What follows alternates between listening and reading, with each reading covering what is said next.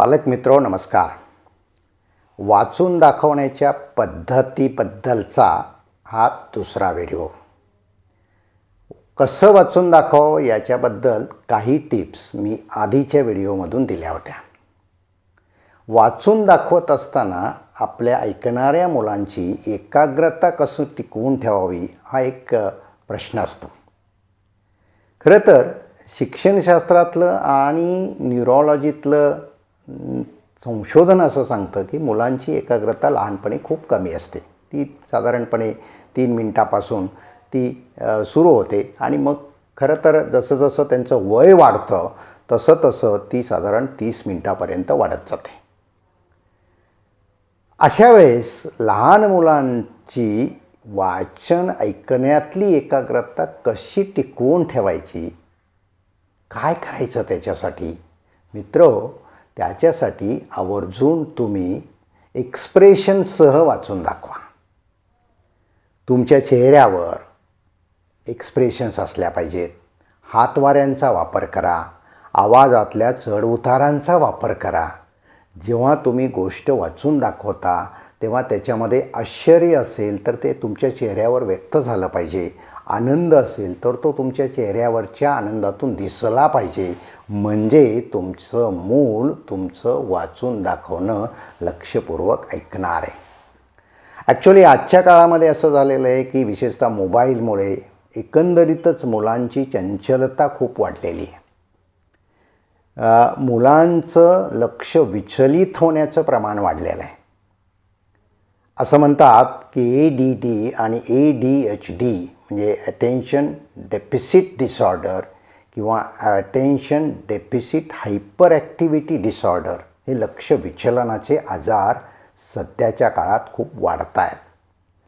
आणि वाचून दाखवल्यामुळे आणि पुढे जाऊन मुलांनी वाचन केल्यामुळे एकाग्रता वाढते असं रीडिंगमधलं संशोधन सांगतं आहे. म्हणूनही तुम्ही त्यांना वाचून दाखवा आणि एकाग्रता वाढवण्यासाठी एक्सप्रेशनचा आवर्जून वापर करा.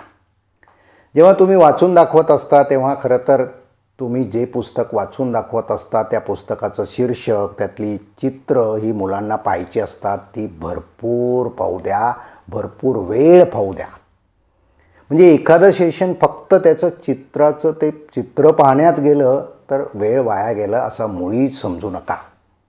एकदा का त्याचं ते एक मुखपृष्ठावरचं चित्र असेल, आतली काही चित्र असतील, हे पाहून झालं की मग तुम्ही पुस्तकाच्या टायटलबद्दल माहिती द्या. पुस्तकाच्या लेखकाबद्दल त्या मुलांना सांगा. तसंच जर चित्र काढणाऱ्या चित्रकारांचं नाव असेल की ज्याची चित्र त्या पुस्तकामध्ये असतील तर त्याचंही नाव त्याला सांगा. आवर्जून त्या पुस्तकाबद्दलची मुलांची साक्षरता वाढवा. त्याच्यासाठी ही ॲडिशनल माहिती वाचून दाखवण्याच्या सुरुवातीला मुलांना द्या. मित्रो, वाचून दाखवत असताना ते सावकाश वाचून दाखवा. आपल्याला वाचून दाखवणं संपवायचं नाही आहे, तर वाचून दाखवण्यामधून मुलांना वाचनानंद जाणवू द्यायचा आहे. म्हणजे वाचनाचा आनंद काय असतो याचा अनुभव त्यांना द्यायचा आहे. म्हणून सावकाश वाचून दाखवा.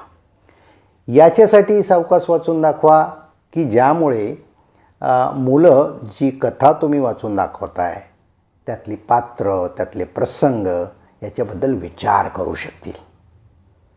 शिवाय खरं तर जे काही कथा तुम्ही ऐकवताय त्याच्याबद्दल त्यांना कल्पना करू द्या.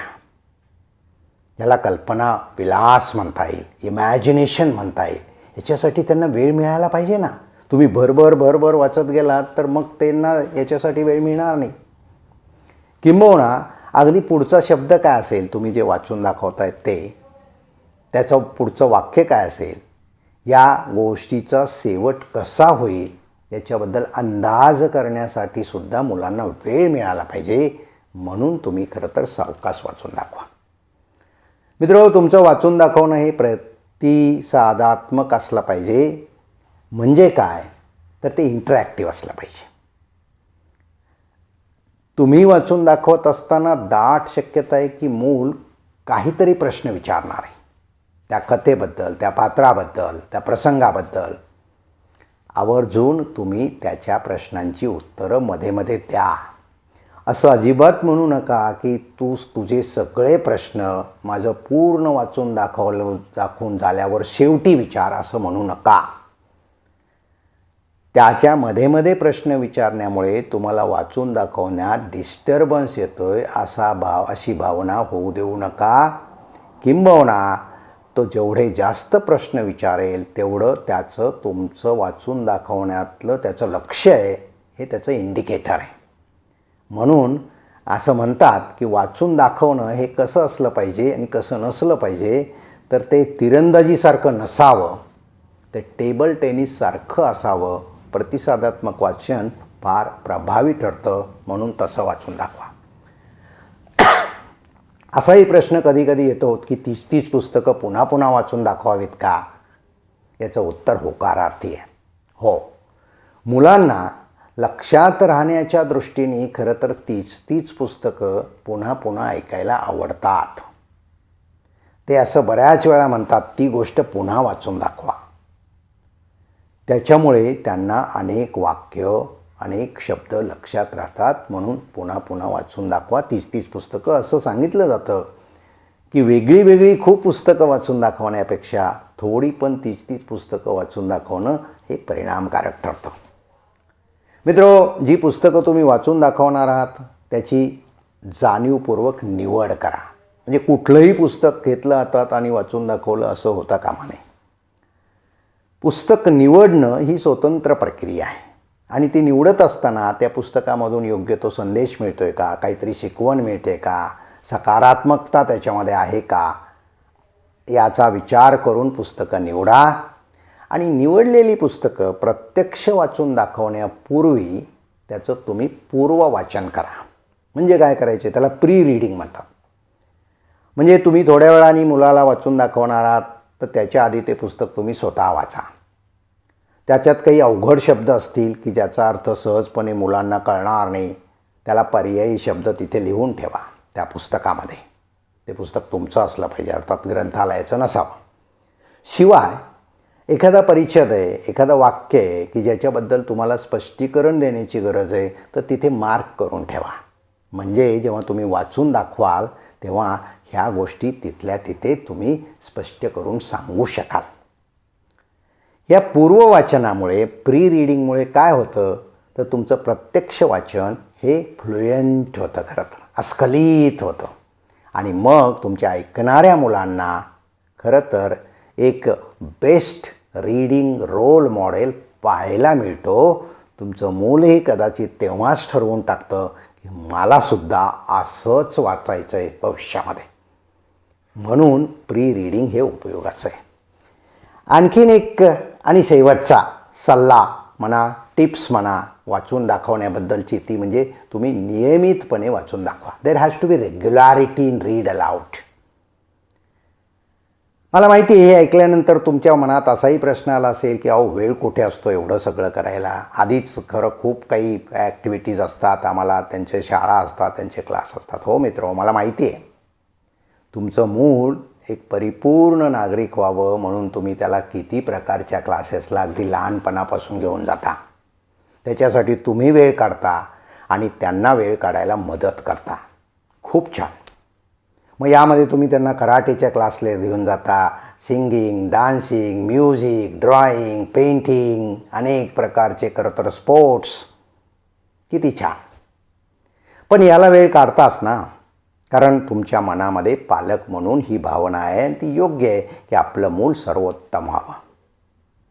पण मला जो संदेश द्यायचा तो हा आहे की वाचनामधून पण तुमच्या मुलांचा सर्वांगीण विकास होणार आहे. खरं तर वाचून दाखवल्यामुळे पर्यायाने त्याला वाचनाची आवड निर्माण होणार आहे, ते भरभरून वाचणार आहे. त्याच्यातून खरं तर त्याची शैक्षणिक प्रगती खात्रीने होणार आहे. शिवाय त्याचं व्यक्तिमत्व हे खरं तर फुलून जाणार आहे, ते विकसित होणार आहे. वाचून दाखवल्यामुळे आणि पुढे त्यांनी स्वतंत्रपणे वाचन केल्यामुळे तुमचं मूल एक सुज्ञ नागरिक होणार आहे, एक जाणीव जागृती असलेलं माणूस होणार आहे. मला असं वाटतं वाचनाचे आणि वाचून दाखवण्याचे हे फायदे असतील तर मला खात्री आहे की तुम्ही तुमच्या मुलांना नियमितपणे वाचून दाखवाल. मित्रो, हे सगळ्या टिप्स विचारात घेता मला खात्री आहे की इथून पुढे तुम्ही अगदी अस्खलितपणे, नियमितपणे, सावकाश आणि परिणामकारक पद्धतीने वाचून दाखवणार आहात. त्याच्यासाठी तुम्हाला खूप खूप शुभेच्छा.